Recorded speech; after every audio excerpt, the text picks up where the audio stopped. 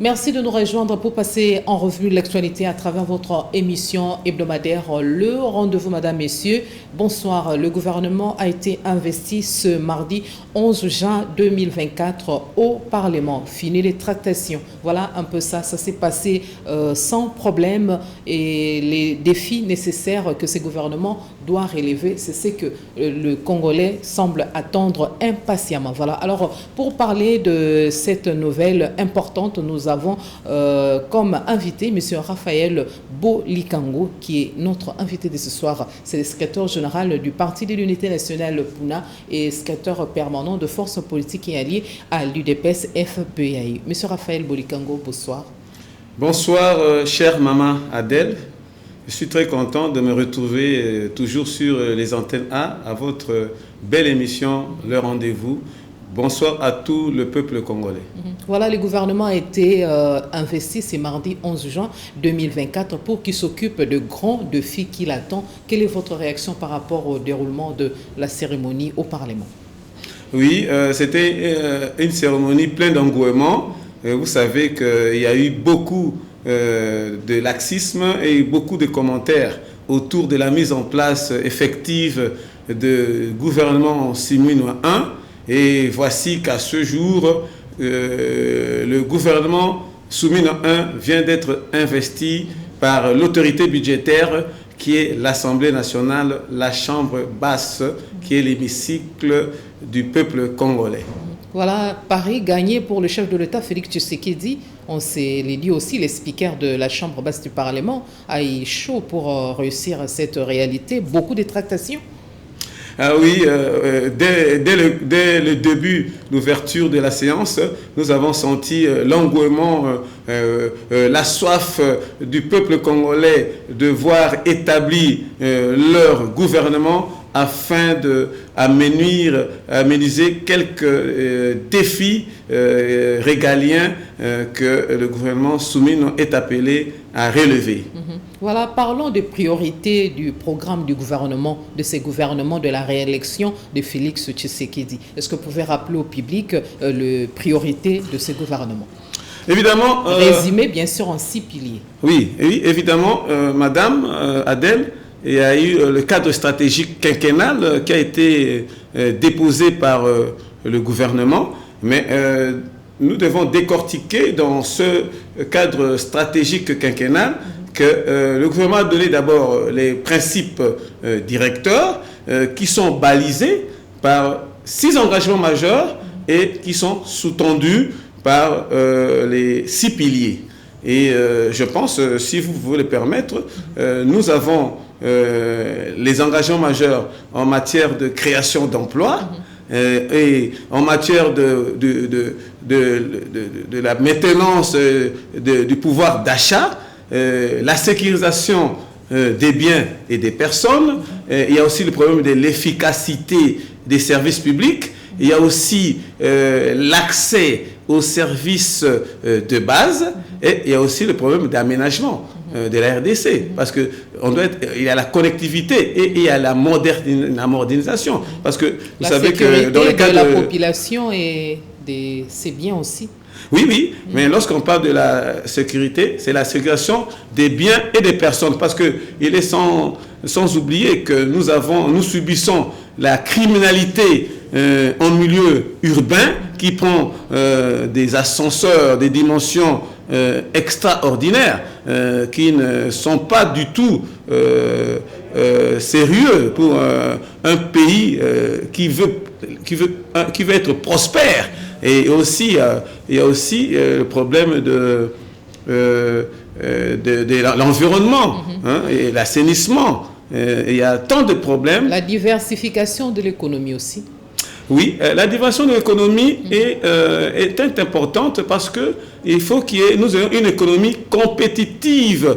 Il faut relancer la production nationale. Il faut qu'on essaie un peu de diminuer les importations des produits de première nécessité. Et c'est là surtout où je peux répondre ce que le maréchal Mobutu disait, l'agriculture, priorité des priorités. Donc c'est comme la Chine même. Si nous voulons prendre les exemples des pays et des nouveaux pays industrialisés ou bien des pays émergents, nous voyons que la première stratégie de ces pays, c'est l'autosuffisance alimentaire. Et lorsqu'il y a l'excédent de la production alimentaire, là maintenant, vous avez déjà des piliers pour renforcer votre programme d'action. Je pense qu'il va de soi qu'on relance la production nationale par l'agriculture, par la pêche. Nous avons entendu qu'il y a des bateaux de pêche, 8 bateaux de pêche ce n'est qu'un début. Il faut la pêche industrielle, il faut aussi renouer avec l'élevage, parce que c'est le grand problème pour que nous évitons, nous essayons un peu d'arrêter les problèmes d'importation d'impiodis, du riz, alors que nous avons des terres arables pour produire du riz, du maïs, du manioc à la quantité de notre population et qui est même l'excédent pour que nous exportons. Parce qu'on dit que le Congo peut nourrir presque toute l'Afrique. Voilà. Avant de décortiquer point par point les priorités du gouvernement, est-ce qu'on peut savoir qu'est-ce que vous avez retenu particulièrement du discours du speaker de la Chambre basse du Parlement et pourquoi pas aussi de la Première ministre à l'occasion de l'investiture de ce gouvernement du second mandat de Félix Tshisekedi?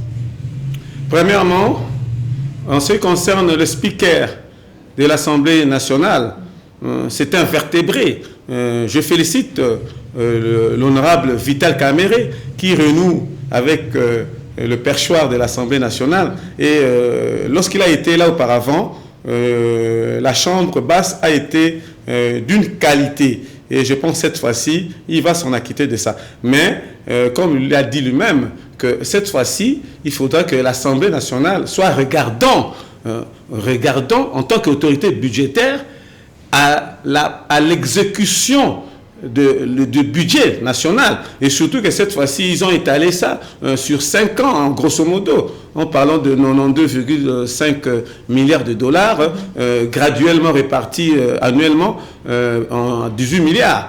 Je pense que ça demandera, dans la mise en œuvre, il y aura d'abord la mise en œuvre au niveau du gouvernement, mais il doit avoir, c'est comme le Premier ministre l'a dit, l'a insisté, il doit avoir la mise en œuvre avec la collaboration du Parlement pour qu'il y ait vraiment des effets redondants à la satisfaction de la population. Voilà, merci pour cet éclairage. Les priorités du programme du gouvernement. Nous commençons d'abord par la création de plus d'emplois. Ça va se faire comment? Parce que le taux de chômage reste élevé en République démocratique du Congo, raison pour laquelle il y a même exode au niveau des provinces. Les provinces sont séchées et il y a engouement. La ville de Kinshasa est saturée. Il y a surpopulation. Oui, ça c'est un grand problème, la création des emplois. Lorsque nous allons un peu de défiler... Relever la MIBA par exemple, oui. La GECAMINE. Oui, c'est évidemment, lorsque nous essayons de défiler l'environnement socio-économique de la République démocratique du Congo, nous remarquons que plusieurs entreprises publiques et para-étatiques sont devenues des canards boiteux. Oui, mais c'est bien ça, Madame Adèle, parce que l'économie est par terre du fait que les entreprises nationales ne fonctionnent plus. Ils sont devenus des canards boiteux. Je prends par exemple l'ONAPAC, quand on parlait de ex-Office national du café. Est-ce que nous produisons du café? Mais lorsque nous allons dans les marchés, dans les SK, dans ces marchés, il n'y a pas le café congolais. C'est toujours des produits importés. Notre économie extravertie. Mais c'est extraverti vers l'Est. Alors que l'Est, ça fait corps de la République démocratique du Congo. Ce qui est évident, il faudra qu'il y ait l'efficacité, il faut une innovation de l'entrepreneuriat. Il faut que les entreprises, les investisseurs privés, le code d'investissement soient mis en marche et soient sérieusement exécutés, qu'ils évitent les histoires des pots de vin, des rétro-commissions. Non. On doit terminer avec ces histoires des rétro-commissions. Il faudra que nous allons vers les réformes. Les réformes vont impacter sur la fiscalité, sur le système financier, sur aussi la gestion durable de l'écosystème congolais. Ça aussi, c'est évident. Nous avons les changements climatiques. Il faut bien gérer cette affaire. Il faut continuer à compter quasiment sur la production externe ou interne. Non, non, non, il faut prendre le tout parce qu'il y a certaines situations, les produits locaux qui sont consommés bruts, oui, et il y a aussi certains produits locaux, particulièrement les produits miniers. Il faudra plus qu'on les exporte à l'état brut. Il faudra qu'il y ait une transformation. Il faut qu'il y ait une valeur ajoutée et que ça soit contrôlé par les centres d'expertise pour que les recettes publiques soient gonflées. C'est à partir dès que les recettes publiques seront gonflées, c'est à ce moment-là que nous pouvons voir que le pouvoir d'achat et les emplois seront couverts par des revenus durables. Et ça, il va de soi. Le pays est en train de niveler vers le haut ou vers le bas? Oh, maman, cette question-là est pathétique. Quand est-ce que le chef de l'État actuel, Parce que Félix bientôt, c'est le 30 dit... juin, nous allons célébrer l'accès de notre pays à la souveraineté nationale et internationale. C'est quand même nécessaire de s'auto-évaluer. 64 ans, voici 64 ans après que nos parents, nos aïeux aient arraché la souveraineté nationale entre les mains des colons. Mais à cette époque-là, on parlait de l'économie forte de la République démocratique du Congo. Mais il y a aussi un problème de mentalité, maman, un problème de mentalité, parce que nos aïeux, nos parents qui avaient été avec les colons, qui ont eu l'indépendance de ce pays, ils agissaient en bon père de famille, en bon gestionnaire, ils respectaient le pouvoir public. Il faudra aussi vraiment une dose de réforme au niveau de la justice. Il faut vraiment que le chef de l'État, il faut que l'appareil judiciaire soit vraiment remis en question, parce que lorsqu'il n'y a pas une justice distributive et appropriée, on va toujours aller à valo. Il faudra qu'il y ait la justice, madame, parce que il faut qu'on arrête un peu avec ces histoires que je le connais, je suis qui. Non, il faudra qu'on donne la priorité. Tout peuple congolais a droit à la vie et a droit à faire ses affaires. Il y a le climat des affaires qui doit être aussi Monsieur Raphaël, aménagé. On parlait tout à l'heure de la création de plus d'emplois. Est-ce qu'il y a moyen de mettre directement fin, de réduire les taux de chômage en République démocratique du Congo? Oui, madame, je veux un peu revenir à madame Adèle. Quelle solution? Madame Adèle, je veux revenir à certaines émissions qu'on a passées ici. Je vous ai dit dans une émission antérieure le constat que j'ai fait au niveau de ma province d'origine, à la Mongala, à Lissala. J'ai constaté qu'il y a plus de jeunes qui sont vers les études du droit, les études de Sciences Po, mais à la fin, ils se retrouvent des avocats sans dossier, ils se retrouvent des politologues sans portefeuille. Mais je pense que... Il faut des agronomes? Il faudra orienter vers les métiers tels que vous venez de citer, l'agronomie. Donc, on ne doit pas relancer l'agriculture sans les agronomes. On ne doit pas relancer la pêche et l'élevage sans les experts de ce domaine-là. Donc, il faudra l'orientation scolaire et académique. Il faudra que le ministère de l'enseignement primaire et secondaire revoie un peu leurs dispositions. Il faut orienter les élèves vers, lorsqu'ils finissent leur bac, qu'il y ait directement des travaux. Je félicite les instituts techniques industriels de Bumbu, de Njili, de Gombe. Là, lorsque quelqu'un a son diplôme d'État, il est déjà maçon, il est déjà charpentier, il est déjà dans un métier. Mais les autres sections, il faut adapter les études par rapport aux besoins de nos pays, de notre pays.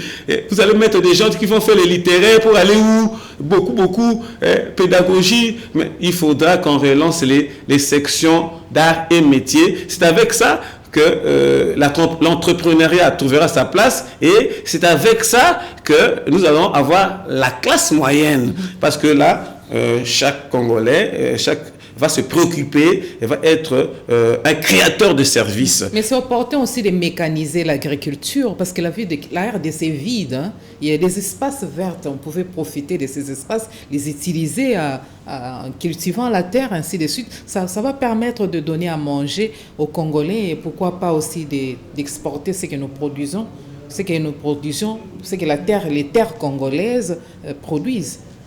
Maman Adèle, votre question suscite une attractivité, une compétitivité au niveau des entreprises. Vous allez, j'ai fait un constat, j'ai essayé de parcourir plusieurs provinces de la République.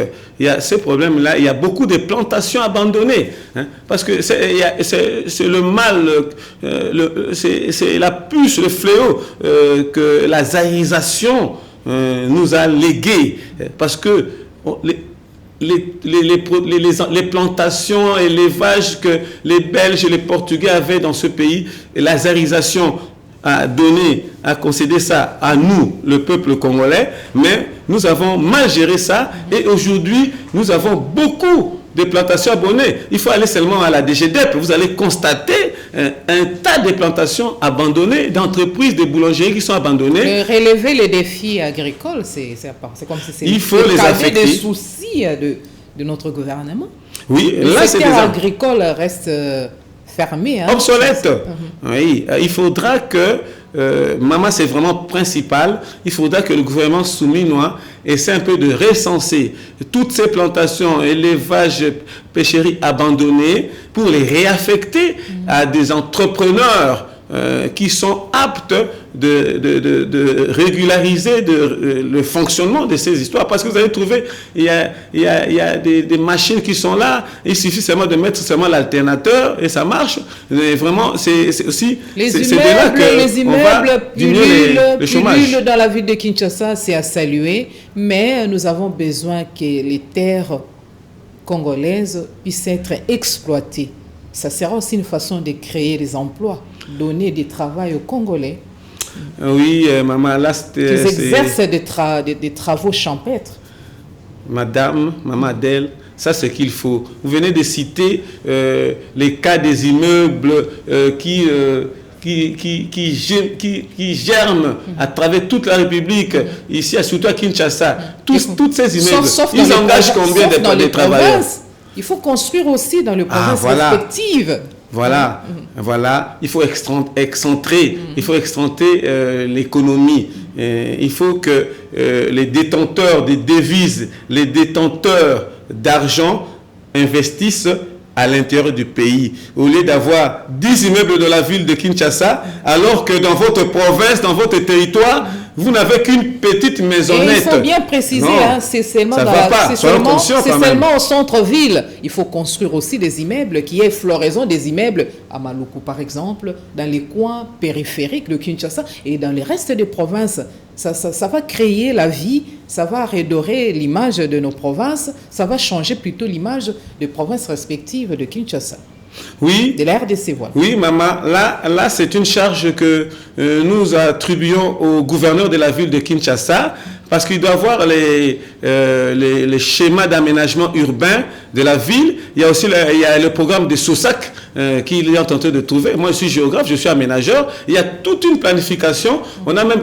Qui signifie même qu'il faudra qu'on évite que la Kinshasa soit toujours linéaire, où tout est concentré sur la Gombe. Il faut extenter la ville, il faut créer de nouvelles villes. Bon, j'ai fait des randonnées là, je vois au niveau des cimetières de nécropole, allons vers Maluku. Et ce sont toujours des maisons de bonne qualité. Parce que vous parlez de cimetières, j'aurais appris qu'on continue d'enterrer au cimetière de la Gombe, alors que c'était déjà déclaré fermé. Voilà un peu ça, c'est juste une parenthèse. Nous allons évoluer dans notre émission parce qu'on parlait en train de décortiquer les priorités du gouvernement. Nous parlons de l'emploi. Les priorités du programme du gouvernement. Voilà, on évolue. On parle maintenant de la protection du pouvoir d'achat. Il faut de ménager en stabilisant les taux d'échange. Voilà un peu ça. Notre monnaie a perdu sa valeur. Les francs congolais ne représentent absolument rien. C'est toujours le dollar qui continue à primer. Et ça répercute sur les paniers de la ménagère. Nouer les débuts du mois, vraiment, ce n'est pas facile aux Congolais. Les Congolais semble vivre un calvaire sans précédent. Pourquoi nous ne mangeons pas à notre faim? Les francs congolais, il y a vraiment inflation. On parle de défis à relever, les priorités du gouvernement. Comment orienter les choses pour mettre fin à l'inflation? Oui, donner de la valeur à notre monnaie. Maman Adèle, c'est triste pour nous, mais je pense que le problème est toujours régalien et à chaque gouvernement qui succède à la tête de la primature est toujours buté à ce problème. Mais je sais que c'est issu de chocs exogènes et aussi des aléas des prix à l'importation. Dernièrement, j'ai entendu dire Madame la gouverneure de la Banque centrale qu'elle est tentée de chercher des voies et moyens pour que nous consommons la monnaie locale et essayer de centraliser les taux de l'importation qui doit avoir un impact sur la stabilité des taux d'échange. Vous trouvez que c'est impérieux de changer notre monnaie? On sait que la crise économique est mondiale, mais c'est impérieux de changer notre monnaie? Non, maman Adèle, je pense que changer la monnaie, ça ne vaut pas la peine. Mais je vous pour redonner la valeur à cette monnaie. Oui, d'accord, mais là, je reviens à ce qui est aménagé par le gouvernement siminois qui dit de protéger, de renforcer le pouvoir d'achat des ménages. Mais ce choc exogène multiforme, comment on peut alléger ça? Moi, je pense que, maman, moi, je revois encore, lorsqu'on était encore jeune, il y a eu des magasins généraux de l'État. Il y a eu Économat du Peuple, c'est-à-dire qu'il faut qu'il y ait des entreprises qui ont le monopole de l'importation et que l'État fixe le prix. Parce qu'à l'époque, lorsqu'on grandissait, vous allez à l'économie du peuple, le prix est standard à partir de l'économie du peuple et au-delà, les prix n'exagèrent pas. Même il y a eu des Sarma Congo, des Congo Frigo. Donc il faut qu'il y ait des magasins généraux de l'État. Mais cette affaire-là, on a tout anéanti, on a même vendu les infrastructures de l'économie du peuple. En Europe, il faudra que l'État ait les magasins généraux. Il y a de ces pays il y avait même les pharmacies, au niveau des pharmacies, il y avait les magasins généraux. Il faut que l'État reprenne ça pour qu'il réussisse à impacter positivement sur le choc exogène multiforme. Il y a de ces pays qui ont boycotté l'euro en Europe pour valoriser leur monnaie. Ah oui, le Briting, les Anglais, avec leur histoire. Et qu'est-ce que nous on peut faire du dollar comme ça pour essayer un peu de valoriser notre monnaie? Mais maman Adèle, qu'est-ce qui a fait que dans les années 70, 100 francs, tout est facturé en dollars maintenant. Sans Makuta, un Zaïre valait 24 litres d'essence, valait 2 dollars. C'est parce qu'il y avait l'excédent de la production agricole, de la production minière. Donc, c'est-à-dire la production du sol et du sous-sol.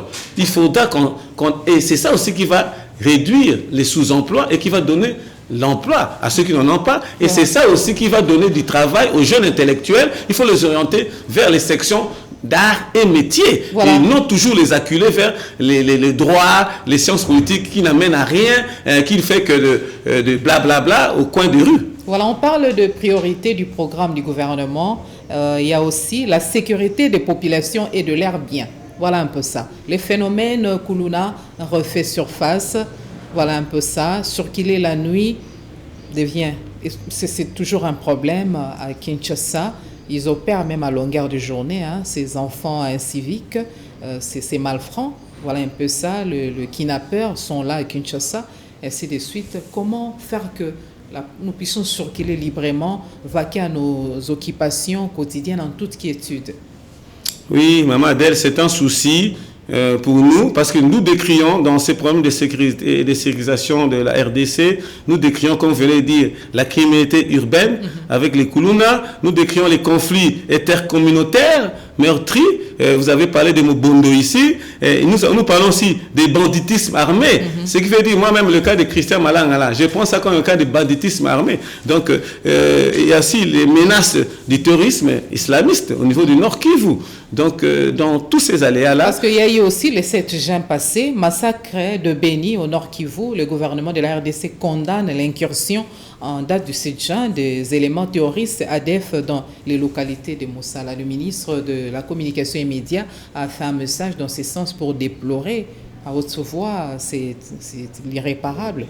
Il y a eu mort d'hommes, plus de cinquantaine de personnes ont péri. Oui, plus d'une cinquantaine de personnes ont péri. Oui, Maman Adel, c'est que je vais dire qu'il y a un problème de menaces terroristes.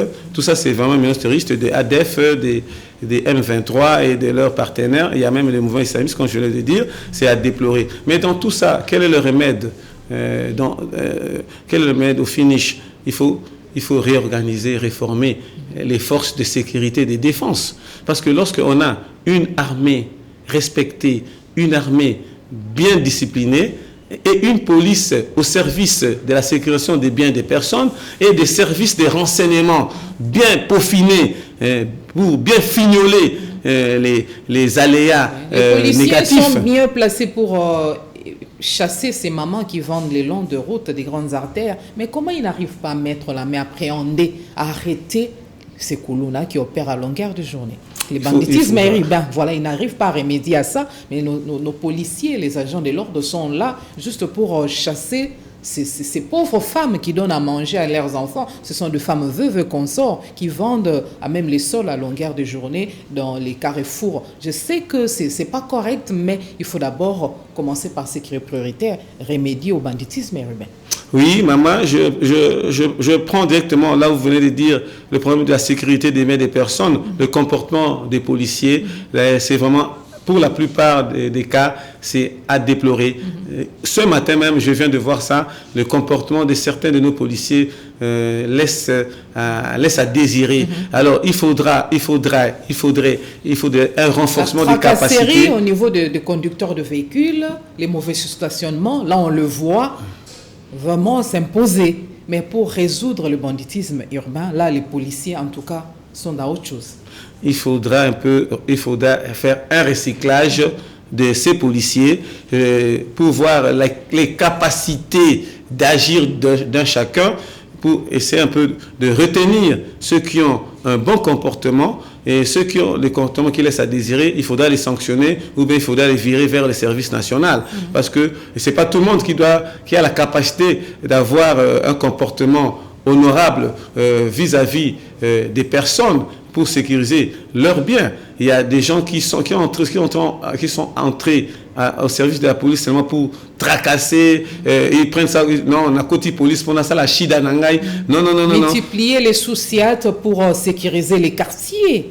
Oui. Et traquer les Koulouna facilement. Oui, ça va du programme de la réforme des forces de sécurité, mais il faut pas monter quelle sous-siate, parce que je rencontre certains sous-siates là, est-ce qu'on faut appeler ça sous-siate? Une table avec 2 chaises sur la rue, et c'est comme si ce sont des bureaux des policiers qui sont porte-à-faux. Moi, je pense qu'il faudra aussi recenser, il faudra aussi revoir ces sous-siates-là. Il faut que ça reflète l'honneur de la police et pour que la population ait confiance à ça. Il faudra aussi que la police des polices soit aussi préparée pour contrer les abus de ces policiers qui se comportent comme des malfrats. Le gouvernement soumet du pain sur la planche parmi les priorités. Il y a aussi la poursuite de la diversification de l'économie. Voilà, un peu ça. Oui, la diversification de l'économie, ça vaut la peine parce que avec la diversification de l'économie, c'est-à-dire la production de plusieurs produits, alors ça donne l'ouverture aussi, parce qu'il y a des périodes. Nous sommes sur 2 saisons. Sur des saisons aussi en République du Congo. Il y a la saison sèche et la saison pluvieuse. Il y a certains produits qui donnent un bon rendement pendant la saison de pluie. Il y a d'autres aussi qui donnent pendant la saison sèche. Je prends par exemple le chou. Hein. Les choux, c'est pendant la saison sèche que nous trouvons les choux, mais c'est pendant la saison pluvieuse qu'on trouve les pondous. Donc voilà, quand on parle de diversification, il faudra aussi les mesurer selon les climats, selon les saisons. Alors là, il faudra aussi, je pense qu'on revient toujours dans cette économie, c'est toujours la création de l'emploi qui va essayer de produire le rendement de la production de ces entreprises qui va entraîner le revenu durable pour essayer de payer les travailleurs aussi. Parce que le travail ici, le travail est sous-payé en République démocratique du Congo. Vous parlez de la police, maman, excusez-moi. Okay. Vous parlez de la police ou bien des agents de main-d'œuvre, comment on les appelle, les tout-travaux. Mais comment, maman, vous pouvez comprendre mensuellement quelqu'un qui a 150 000 francs congolais? Vous imaginez, 150 000 francs congolais, divisé par 30 jours, ça fait 5 000 francs. Il est locataire, et il doit acheter de l'eau, il doit payer le courant. Les expatriés aussi qui exercent des petits commerces à Kinshasa, ils ont emboîté les pas, ils ne payent pas bien. Il faudra que le ministère du Travail et de Prévention sociale essaie un peu de revoir le SMIC minimum. Hein? Parce que là, ce n'est pas respecté. C'est ça aussi. Alors que les magasins sont achalandés, mais la rémunération pose problème. Mais oui, ils sont en train de prendre, comment est-ce qu'on dit là, les frais qui retirent au niveau des taux, je ne sais pas, le nom m'échappe là. Donc tout ça, les entreprises sont en train d'avoir leurs bénéfices et l'État aussi. Je pense l'État aussi, il faut qu'il y ait l'efficacité au niveau des services publics. Je pense que vous allez abonder ça. Mais je pense qu'il y a du pain sur la planche. Avec les 5 ans, le pays a besoin d'avoir ces banques, les banques congolaises. Nous n'avons pas des banques congolaises. Ah oui, des banques, il y en a, mais nous ne savons pas le capital fixe ou bien le taux d'intérêt. Nous avons là les banques congolaises, je vois les Advance Bank, je ne sais pas, mais aussi beaucoup de coopératives. J'appuie les Congolais qui s'adonnent au niveau des coopératives d'épargne, qui essaient un peu de relayer là où les banques n'agissent pas. Il y a les coopératives d'épargne, les coopératives de crédit. Nous appuyons ces opérateurs économiques qui essaient un peu de soulager la population, parce qu'avec leur coopérative d'épargne, ils essaient un peu de donner un peu de crédit, malgré que ce n'est pas vraiment consistant. Ils essaient un peu d'assurer les relais de la paye du personnel. Moi, là, j'appuie comme mon autorité morale, Élisée Bokoumouana, qui a la COPEC Bomengo, qui a la COPEC Lissungi, et je pense aussi il y a les amis qui sont en train de l'emboîter avec les coopératives Téléma. Qui est reconduit au ministère du Budget. Oui, je vous dis que c'est un acteur de développement. Quand je vous disais qu'il est parmi les gens qui ont boosté ces histoires de coopératives. Il demeure vice-ministre du Budget. Il a plu au chef de l'État de le reconduire vice-ministre du Budget. Il est toujours membre du gouvernement. Voilà. Je pense là, il s'acquitte bien de sa tâche. Il n'y a pas à pleurnicher et il va travailler. Voilà. Toute la place et toutes les charges, c'est à l'intérêt de l'État. Dans la diversification de l'économie, il y a aussi l'accès aux services sociaux de base, les renforcements de l'efficacité de services publics. En peu de mots, ça va se passer comment? Le gouvernement soumis à là et nous attendons le résultat. D'ici 100 jours après, quand même, les Congolais vont délier leur langue pour formuler des critiques. Il y aura des critiques constructives, il y a des critiques positives, il y a des critiques aussi dans le but de déplorer ce qui n'ira pas. Maman Adèle, lorsque nous parlons de l'accès aux services de base, ça me fait rappeler quelque chose qui n'a pas encore pris son train de marche. Il s'agit de la caisse de péréquation. Parce que lorsqu'on parle des accès des services de base, vous allez me dire, les services de base qui sont au Lualaba n'équivalent pas aux services de base qui sont chez moi à Mongala. Au Lualaba, il y a le cobalt qui donne beaucoup d'argent. Mais chez moi, à Mongala, ce sont les produits agricoles qui sont exonérés. Voilà. Alors, il faudra j'appuie le gouvernement dans cette démarche-là. Il essaiera d'éliminer les disparités géographiques au milieu urbain qu'au milieu rural. Hein, parce qu'il y a une grande différence entre le milieu rural, le mode de vie dans le milieu rural que le milieu urbain. Et aussi, vous allez voir, quand on parlait des services de base, il y a les écoles primaires, secondaires et techniques. Il faudra que ça soit équivalent à travers toutes les provinces. Il y a les centres de santé, il y a l'adduction d'eau, l'électrification. Tout ça, ça demande une solidarité entre les provinces et les groupes sociaux. Voilà. C'est ça qu'il le faut. Il faut que la caisse de péréquation soit effective. Voilà, le gouvernement de la République démocratique du Congo, M. Raphaël Bolikango, prévoit que le budget annuel, le moyen pour cette période, soit d'environ 18 milliards quelque chose. C'est consistant? Maman Adèle, ni moins ni plus, il n'y a pas à se leurrer ou à se faire des interrogations, des exclamations.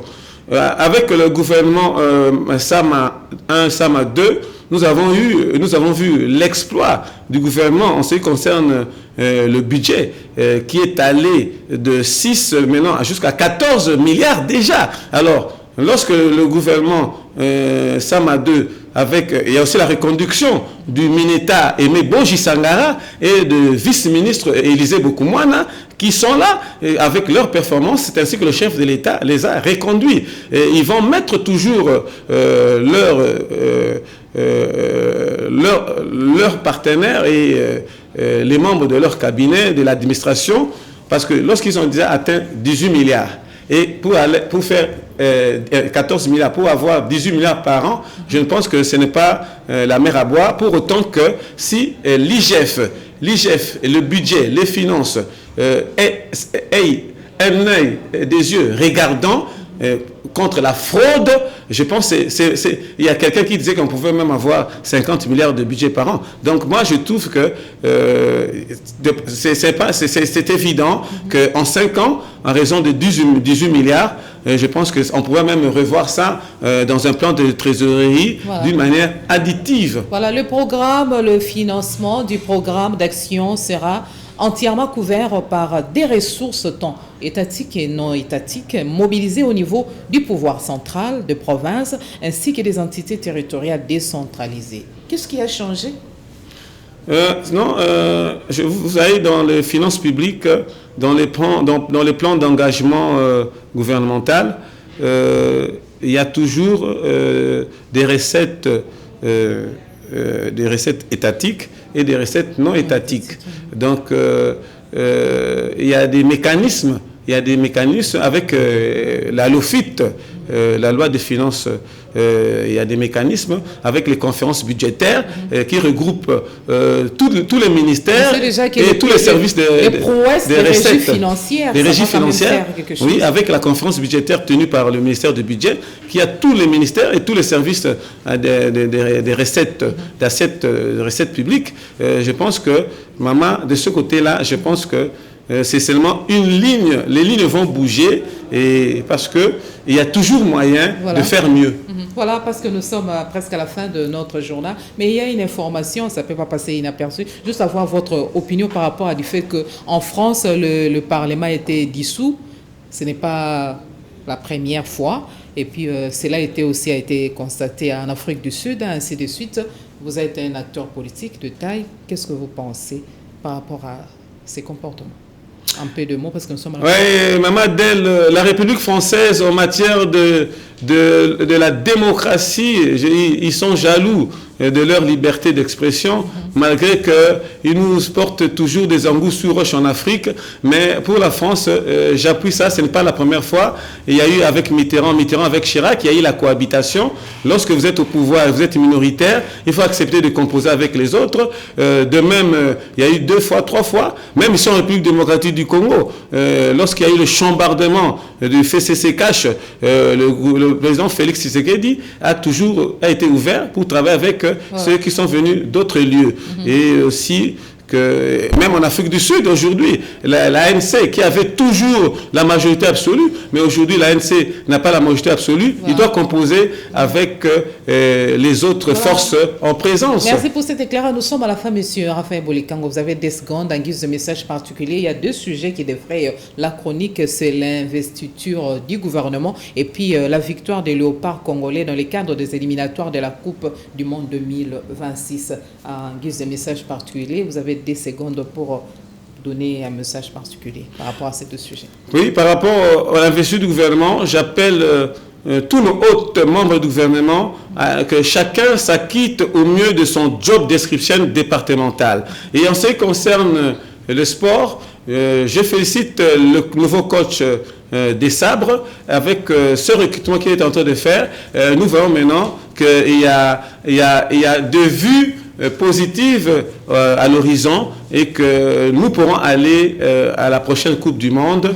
Et il faudra que le gouvernement, par le biais du ministère du Sport et de l'intervention personnelle du chef de l'État, ne baisse pas les bras. Il faut les pousser, nous aussi, au niveau de la population, au mieux de notre forme. Nous allons aussi les soutenir. Voilà, c'est la fin de cette émission que vous avez suivie avec beaucoup d'attention et intérêt. Nous vous retrouvons très prochainement pour un autre numéro. Bonne suite de programme sur votre chaîne Antenne à la chaîne de France.